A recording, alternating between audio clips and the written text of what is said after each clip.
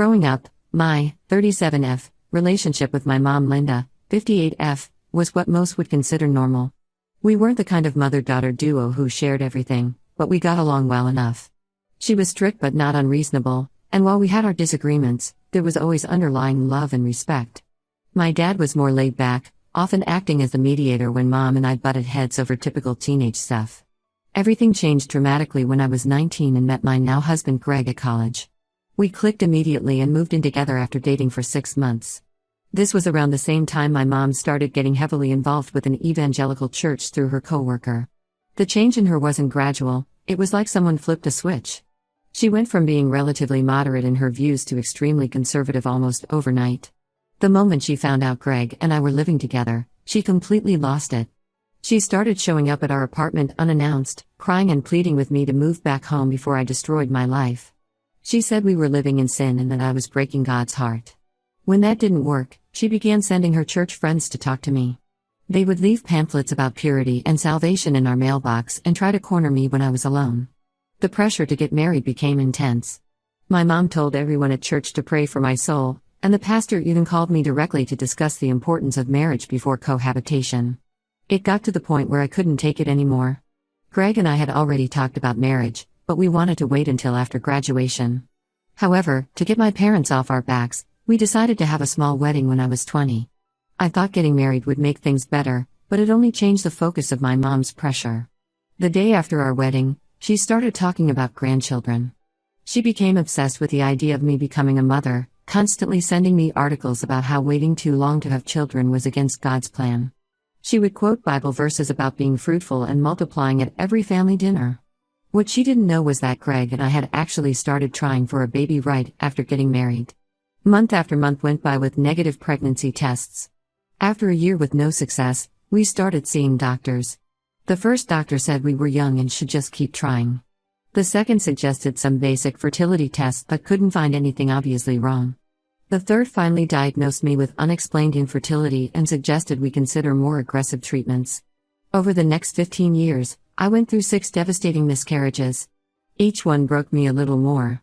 The first time it happened, I was 12 weeks along and had already started dreaming about names and nursery colors. When I called my mom crying from the hospital, her response was that we needed to pray more and that maybe God was punishing us for living together before marriage. She actually suggested that my miscarriage was divine retribution for our past sins. The second miscarriage happened during a family Christmas gathering. I started bleeding while helping Mom prepare dinner. Instead of taking me to the hospital, she insisted we pray over me first. My Aunt Jane, who thankfully was there, ended up driving me to the ER while my mom stayed behind to lead a prayer circle. After that, I stopped telling her about my pregnancies until they were further along. Each subsequent loss was met with similar reactions from her. She would say things like God must have a special plan for us, or maybe we weren't ready to be parents yet. Never once did she just hold me and let me cry. Instead, she would lecture me about how if I had been more involved in church, things might be different. She even suggested once that my infertility struggles were happening because I hadn't properly repented for my premarital living situation. 2 years ago, after exhausting every other option, Greg and I decided to try IVF. We had spent years saving for it since insurance wouldn't cover the treatments. We initially kept it private, telling only my Aunt Jane, who had always been supportive. However, at a family reunion, Jane accidentally mentioned our upcoming egg retrieval in front of my mom. You would have thought I had announced I was joining a satanic cult from my mom's reaction. She pulled me aside and spent an hour lecturing me about how IVF was against God's will. She said we were trying to play God and that if we were meant to have children, it would happen naturally. When I tried to explain the medical process to her, she covered her ears and started praying loudly. After that disaster, she would change the subject anytime I brought up our fertility journey. The first 2 rounds of IVF failed miserably. Each time, my mom said it was a sign we should stop trying to force something that God didn't want for us. During our second failed cycle, she even suggested that maybe God was protecting us from having a baby that would have birth defects because it was conceived unnaturally. I was so hurt by her attitude that I told her I wouldn't share any more updates unless she could be supportive. She didn't contact me about it for 2 months after that. This fall, our 3rd round of IVF was successful. After everything we've been through, I was terrified of getting excited too early. But at 11 weeks, my doctor said things looked good and I could start telling family. I really wanted to tell my parents in person, so I texted them asking if we could get together for dinner.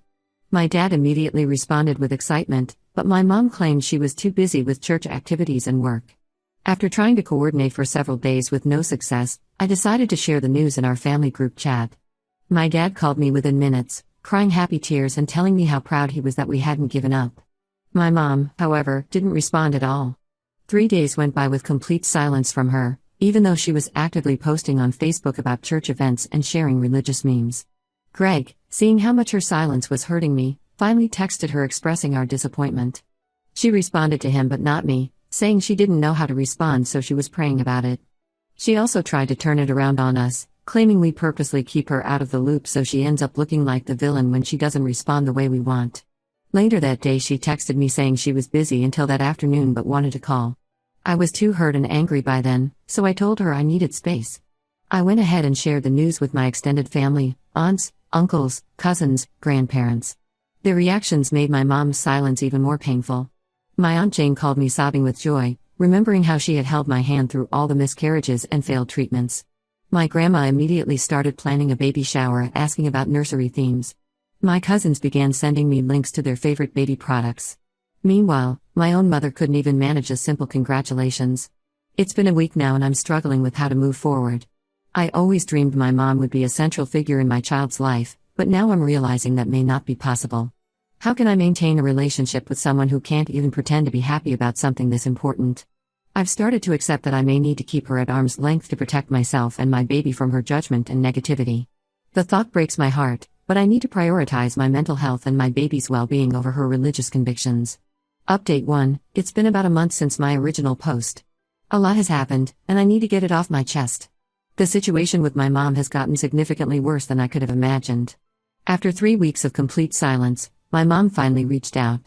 But instead of the congratulations I had hoped for, she sent me a 5-page email that made my blood boil.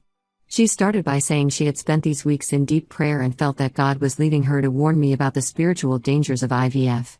The email began with several Bible quotes about children being a gift from God. Then she went into a detailed explanation of why she believed IVF was morally wrong. She claimed that by creating multiple embryos, we were playing God and potentially ending lives since not all embryos would be used. She wrote that each embryo was a soul in God's eyes, and by allowing some to be frozen or used for research, we were committing murder. What really got to me was when she started talking about divine punishment. She wrote that if anything went wrong with this pregnancy, it would be God's way of showing us we had chosen the wrong path. She even included links to articles about IVF babies having higher rates of birth defects, suggesting that this was proof of God's disapproval of the procedure. The email got worse as it went on. She said she had been discussing our situation with her prayer group, and they all agreed that she needed to take a stand against this sin. She wrote that she couldn't in good conscience celebrate this pregnancy because it came about through unnatural means. Then she had the audacity to suggest that I should consider adoption instead, saying at least that way I wouldn't be defying God's natural order.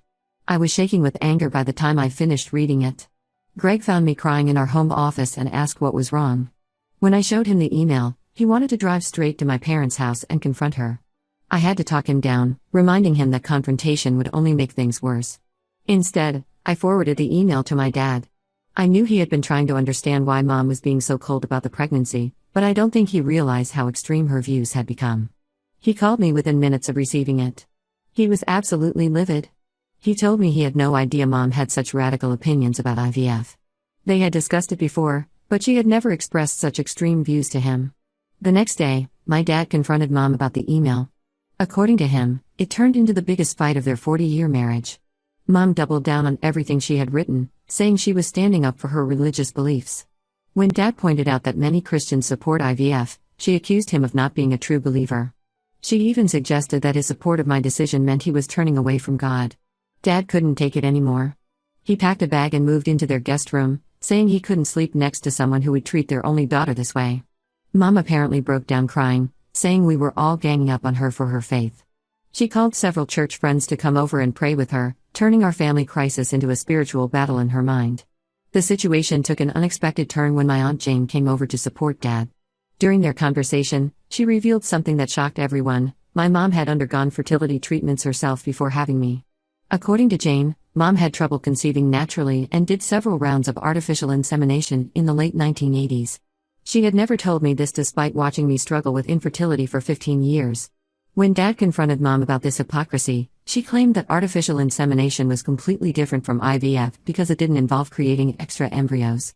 She said God had led her to that treatment, but IVF was different because it involved playing with multiple lives. Dad asked her how she could justify withholding this information from me while I went through years of infertility trauma. She just kept repeating that the situations were different. The whole thing has spiraled beyond our immediate family. Mom has started telling people at her church about her IVF grandchild. She's painting herself as a martyr standing up for her beliefs against a family that doesn't understand her faith. Her church friends have taken it upon themselves to reach out to me. In the past week, I've received dozens of messages on Facebook from complete strangers telling me they're praying for my soul. One woman from Mom's church actually suggested I consider terminating the pregnancy and try to conceive naturally to make things right with God. Another sent me a lengthy message about how IVF babies often have spiritual and emotional problems because of how they were conceived. I've had to block over 30 people and make all my social media accounts private. My dad is still sleeping in the guest room and talking about needing space from Mom. He says this situation has made him question everything about their relationship and her faith. Part of me feels guilty for causing problems in their marriage, but another part is grateful that Dad is finally seeing Mom's religious extremism for what it is. I'm trying to focus on staying healthy and keeping my stress levels down for the baby's sake, but it's hard. Every time I think the situation can't get worse, it does.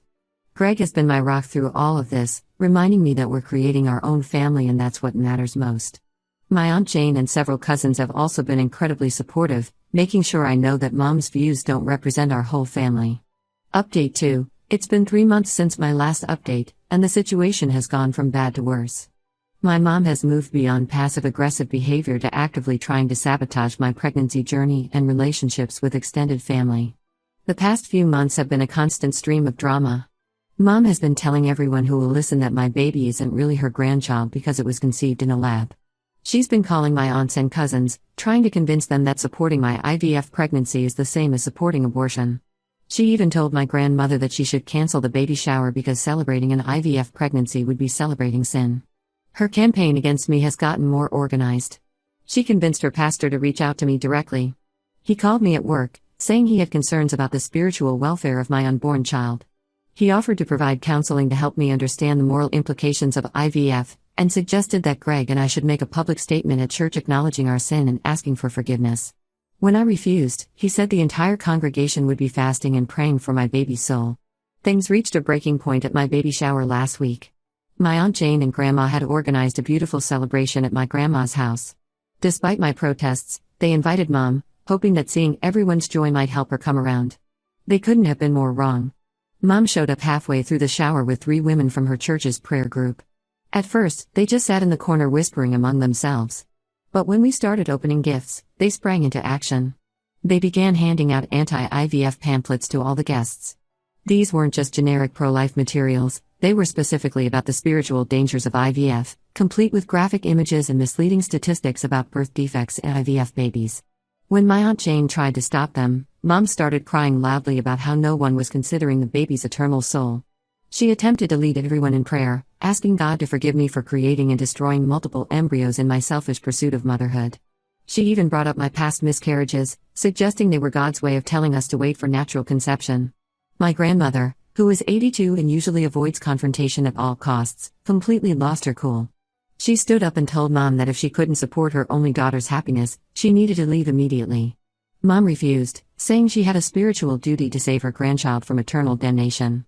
That's when my Aunt Jane and 2 of my cousins physically escorted her and her church friends out of the house. After they left, we discovered more of what Mom had been saying behind my back. She'd been telling people that Greg and I had deliberately destroyed multiple viable embryos during IVF. Completely false. We donated our extra embryos to research after careful consideration. She claimed we had rejected dozens of embryos because they weren't perfect, painting us as playing God by choosing which lives to save or destroy. She's also been spreading rumors that I had rejected faith and family values by choosing IVF over adoption. She told several family members that Greg and I had refused to consider adoption because we were too vain and wanted a biological child at any cost. In reality, we had looked into adoption years ago but were turned down by several agencies due to various factors including the religious requirements of some agencies. My dad, who was still living separately from Mom, finally lost all patience after the baby shower incident. He went home, packed more of his things, and told Mom he wants a separation. He said he can't be married to someone who would deliberately hurt their child this way. Mom responded by having her church friend stage a prayer intervention at his workplace, causing such a scene that security had to be called. The situation has divided our extended family. Most are supportive of me, but a few of Mom's more religious relatives have taken her side. My cousin Sarah, who had been trying to stay neutral, told me that Mom called her crying about how her family was being torn apart by my selfish choices. She's positioning herself as the victim in all this, claiming she's being persecuted for standing up for her religious beliefs. Update 3. It's been 6 months since my original post, and I'm now in my 3rd trimester. After the baby shower disaster, I made the difficult but necessary decision to go completely no contact with my mom. I blocked her number, email, and all social media. I also had to block dozens of her church friends who kept trying to reach me through different accounts. My dad is still living separately from Mom and has been an amazing support through all of this. He's been coming to all my doctor's appointments and has even started attending birthing classes with Greg and me when he can. He told me that watching Mom's behavior over these past months has made him realize how much her religious extremism has damaged our family. The most surprising development has been the ripple effect this situation has had on our extended family's relationship with Mom's church. My Aunt Jane, who had been attending there for over a decade, has switched to a different congregation that's more accepting. 2 of my cousins who were active in the youth ministry have also left. Even some of Mom's closest church friends have started distancing themselves from her. Last week, 3 women from her prayer group reached out to apologize for their part in ruining the baby shower. They said they had been misled about the details of IVF, and had done their own research. They admitted that Mom had manipulated them with incorrect information about the process, and about how Greg and I had handled our extra embryos. Dad says Mom has been showing some signs of wanting to reconcile. Apparently, she's started seeing a counselor from outside her church, someone Dad's therapist recommended. She's also stopped attending the prayer group that was involved in the baby shower incident. According to Dad, she broke down recently and admitted that she knows she's pushed me away. However, I'm not ready to let her back into my life. The things she's said and done over these past months have caused too much damage. Her actions went beyond just disapproving of IVF, she actively tried to turn my family against me during what should have been one of the happiest times of my life. She tried to make me feel ashamed of the baby I fought so hard to conceive. I'm due in 8 weeks, and we've made it clear that Mom will not be allowed at the hospital or in my child's life unless she meets certain conditions. These include getting ongoing professional help, making genuine amends to everyone she hurt, and acknowledging that her behavior was wrong. I've also insisted that she needs to publicly correct the lies she spread about our IVF journey and how we handled our embryos. The nursery is almost ready, and looking at it reminds me of how different things are from what I imagined. I always pictured my mom helping me fold tiny clothes and sharing her motherhood wisdom. Instead, my Aunt Jane and grandmother have stepped into that role. They've been incredible, showing me what unconditional love and support really look like. This whole experience has taught me that sometimes the family you choose is better than the family you're born with. I'm grateful for the relatives who have stood by me, and I'm at peace with my decision to keep Mom at a distance. My priority now is protecting my baby from the kind of religious trauma and emotional manipulation I experienced. Maybe someday Mom will truly understand the harm she's caused and make real changes. Until then, I'm focusing on creating a loving, accepting environment for my child with the family members who have proven they deserve to be in our lives.